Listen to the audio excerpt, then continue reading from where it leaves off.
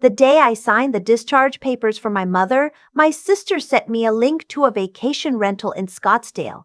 Not a text asking how Mom was doing, not a voicemail saying she was sorry she couldn't be there. A link to a 4-bedroom house with a pool listed at $3,000 a week, with a message underneath that said, "We should celebrate." She would have wanted that.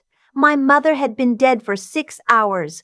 I stood in the hospital corridor holding my phone, the fluorescent lights humming above me, a nurse asking if I needed anything, and I just stared at that message.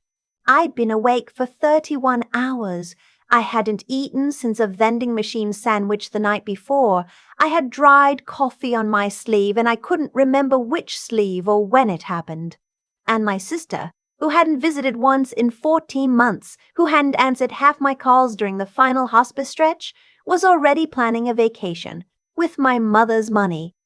Let me back up. I'm 31. I'm a physical therapist. I live in Columbus, Ohio, about 2 hours from the small town in rural Indiana where I grew up, where my parents' house still sits on a corner lot with the same cracked driveway my dad never got around to fixing before he passed 8 years ago. After he died, it was just Mom and me. Functionally. My older sister. I'll call her by what she is because she stopped being a name to me a long time ago. Lived in Phoenix. My younger brother lived 20 minutes from Mom and somehow managed to visit less than she did. Mom got her diagnosis 14 months before she died. Early onset vascular dementia, compounding into something harder and faster than any of us expected.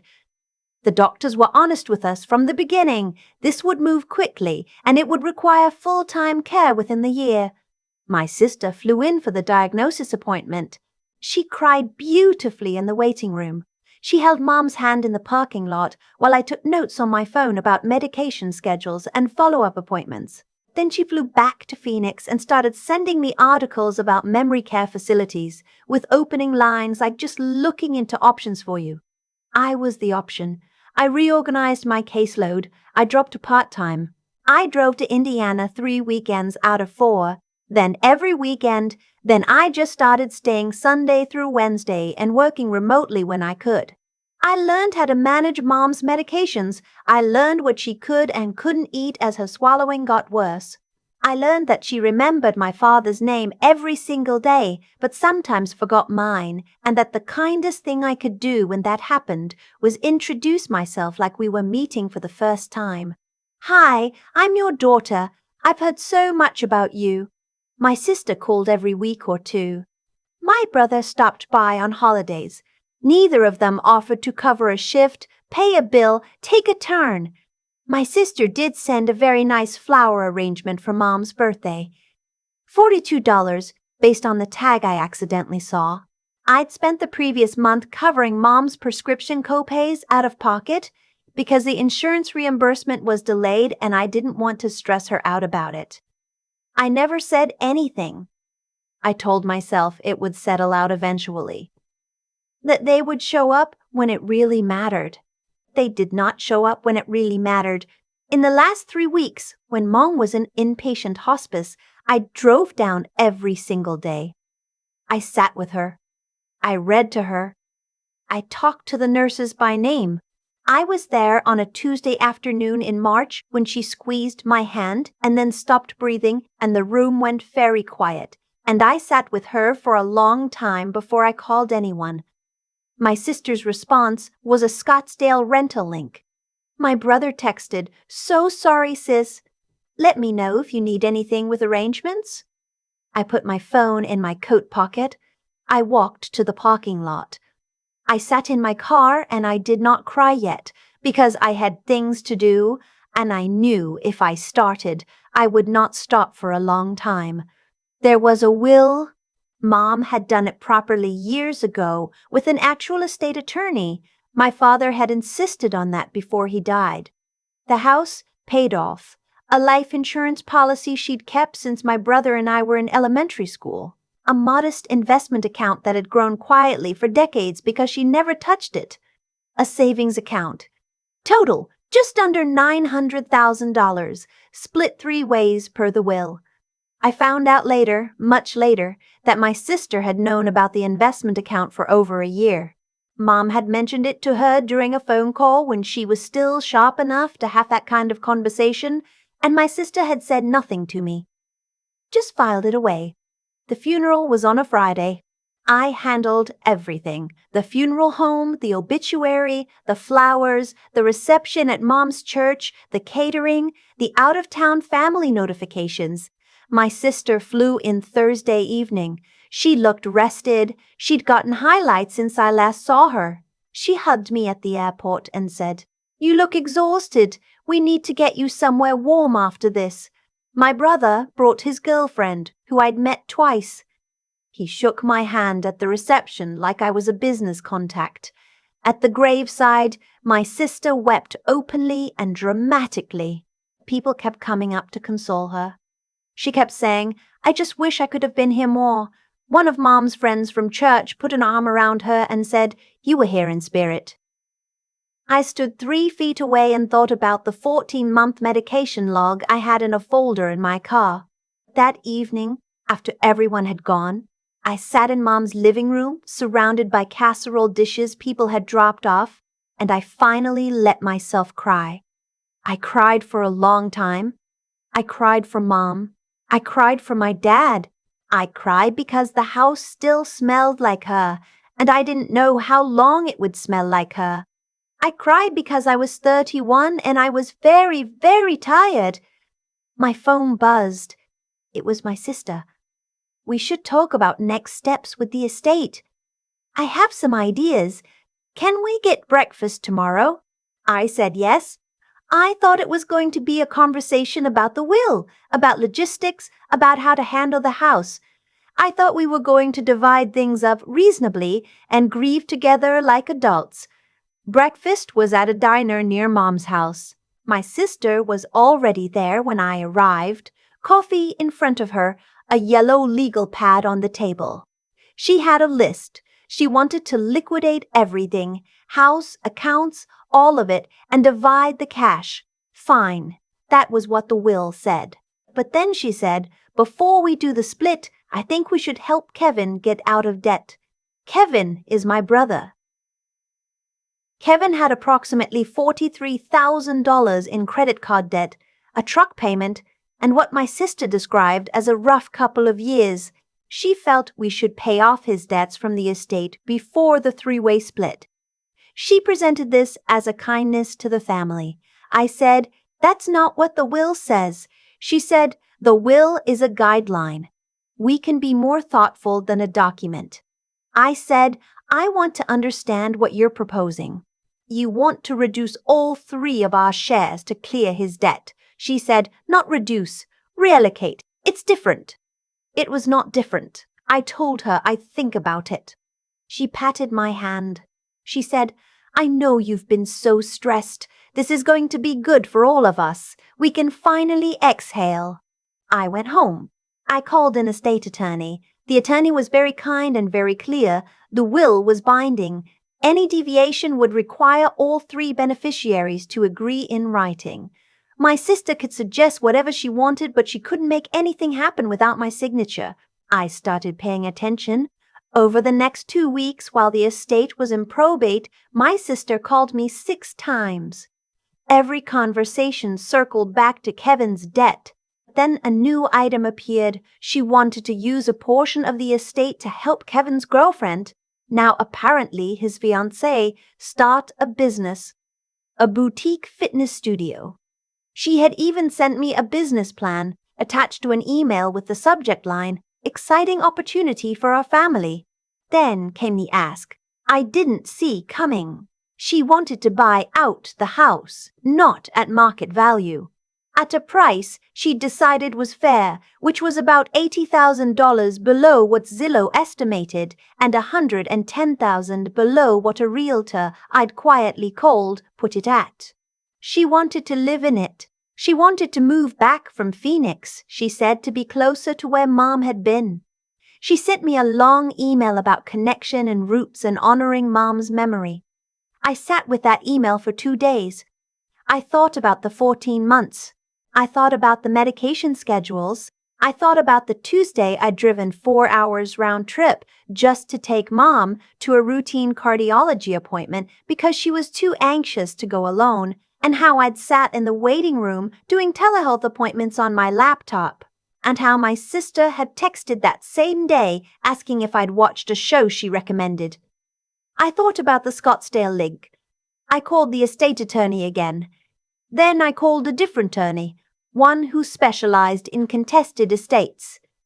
I started organizing everything I had. And I had a lot. I had a spreadsheet. I had kept a running log. Not because I expected it to matter, just because I'm organized and it helped me track Mom's care of every visit, every appointment, every out-of-pocket expense. The log went back 11 months. It was detailed. Dates, times, costs, what was covered and what wasn't. I'd spent, across the 14 months, just over $22,000 of my own money on Mom's care.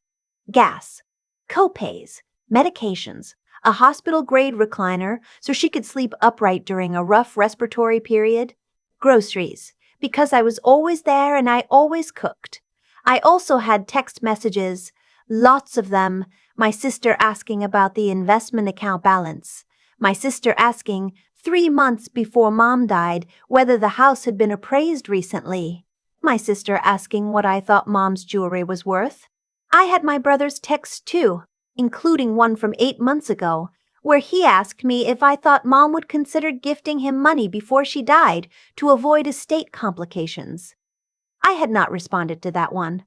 I just screenshotted it and moved on. My attorney reviewed everything and said something that unlocked something in me. You have documentation of financial interest being expressed before death. That's relevant. I went quiet for a moment. She said, you have a clear record of inequitable caregiving contribution. In some states, that can be the basis for a claim against the estate for compensation. Ohio isn't Indiana, but the estate is being administered in Indiana. Let me look at this more carefully. I said, what are my options? She walked me through them. I didn't sleep much that night, but it wasn't the anxious kind of not sleeping. It was the kind where your mind is moving fast and you need to let it run. The next morning, my sister called to ask if I'd thought more about the house offer. I said yes. I said I had some concerns I wanted to walk through. I said I thought we should get everyone on a call, her, me, and my brother, to discuss the estate transparently. She agreed, delighted. She thought she was winning.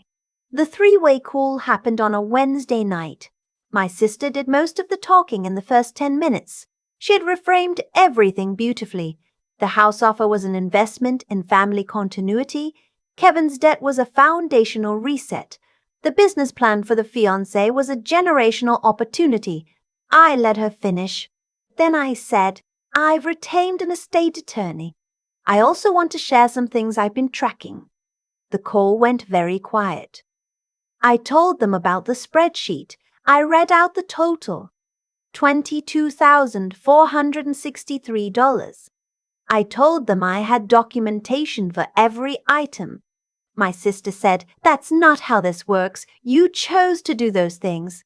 I said, I have your texts asking about the account balances. I have Kevin's text about gifting before death. My attorney tells me those are relevant in an estate context. My brother said, you save those. I said, I save everything. There was a long silence. My sister said, I don't know what you think you're doing, but this is not what Mom would have wanted. I said, I know what Mom wanted. I was there. She escalated. She said I was being vindictive. She said I was punishing them for living their own lives. She said I had always made the family feel guilty for not being as available as I was, as if being a martyr was a personality trait and not a choice. I didn't raise my voice. I'd thought about this conversation for 2 weeks. I was ready for every version of it. I said, you have 2 options. Option 1, we administer the estate as the will states, 3 equal shares, and I do not pursue a caregiver compensation claim. Option 2, we continue this conversation the way you're going and I file, and the whole process gets complicated and expensive for everyone. My brother said, she's serious. My sister said, you would really do this to your own family. I said, I would really do this. She hung up. My brother stayed on the line for another few seconds. He said quietly, I didn't know it was that bad. The caregiving. I didn't know. I said, I know you didn't. He said, I'm sorry. I said, thank you. That was the most honest conversation my brother and I had ever had. My sister did not call me for 11 days. When she did, she was different. Quieter. Her attorney had apparently told her that a contested estate with documentation of the kind I had would be a slow, expensive public process, and that the texts, specifically my brother's text about pre-death gifting, created a legal exposure she didn't want. She agreed to proceed per the will. The house went on the market. It sold in 3 weeks, $12,000 over asking, which I found quietly satisfying. The investment account was liquidated. The life insurance paid out. Everything divided 3 ways, equally, as my mother had intended. My share came to just under $300,000. I did not go to Scottsdale. I did not celebrate. I cried in my car in the parking lot of my credit union after I got home from signing the paperwork, the same way I'd cried in the hospital parking lot 6 weeks earlier. Different kind of crying, but same parking lot energy, the kind you save for when you're finally alone and the thing is done. I used part of my share to pay off the last of my graduate school loans. I put the rest in an investment account because my mother kept hers for 30 years and it grew quietly while she lived her life, and I think that's a lesson worth learning. I still have the spreadsheet. I probably always will. I also did one more thing, and this one I've turned over in my mind many times since. My mother had a favorite student from the community college where she used to teach before she retired. She taught administrative courses there for 12 years, and she talked about this student often. A young woman who'd gone on to nursing. A few months before Mom died, when she was still clear enough to have real conversations, she told me she wished she could have done more for students like that. She said the thing she was proudest of in her career was the students who made it out of difficult situations. I contacted the Community College Foundation. I set up a small scholarship in my mother's name, enough to fund 1 student per year in the health sciences program. Not a huge amount, just enough to matter. I didn't tell my sister. I didn't tell my brother. It wasn't for them to know. Some things you do because they're right, not because they'll be witnessed. My mother knew that. She spent a lot of years doing things that were right and quiet and good. And not many people knew the half of it. I watched her do it my whole childhood. I think I finally understand why she never seemed to need the credit. I'm not angry anymore. I spent a long time working through what I wanted to feel about my sister, about my brother, about the whole long 14 months of it. I landed somewhere that isn't forgiveness, exactly, but isn't anger either. It's more like clarity. I know who showed up. I know what I did, I know what it cost me, and I know what it was worth. My sister sent me a birthday card in June. A real one, in the mail, with a handwritten note that said she hoped I was doing well. No mention of the estate, no mention of the mom. I read it twice. I set it on my kitchen counter. I went back to whatever I was doing. She doesn't owe me an apology. I've stopped waiting for one. What I needed from her, I'm not going to get. And I spent too long in my 20s waiting for people to give me things they were never going to give me. I'm done with that. My mother's house sold to a young couple with a toddler. The realtor sent me a photo of the closing. It's a thing some realtors do, a little keepsake. The couple is smiling in the driveway. The cracked driveway my dad never fixed. I hoped they fill that house with noise. I hope they stay. I used to think that showing up quietly, without complaint, was just what good people did. That if you did the right thing long enough, it would somehow register. That the people around you were paying attention even when they acted like they weren't. 14 months is a long time to find out you were wrong about that. My sister wasn't watching. My brother wasn't watching. They were living their lives. Which is fine. People live their lives. But they also had their hands out the moment there was something to take. And that combination, the absence followed by the entitlement, is the thing that finally clarified something for me I'd been too tired to see clearly for years. What happened with my mother's estate wasn't really about money. It was about a pattern that had been running in my family for a long time, and I had been the one keeping it invisible by absorbing the cost.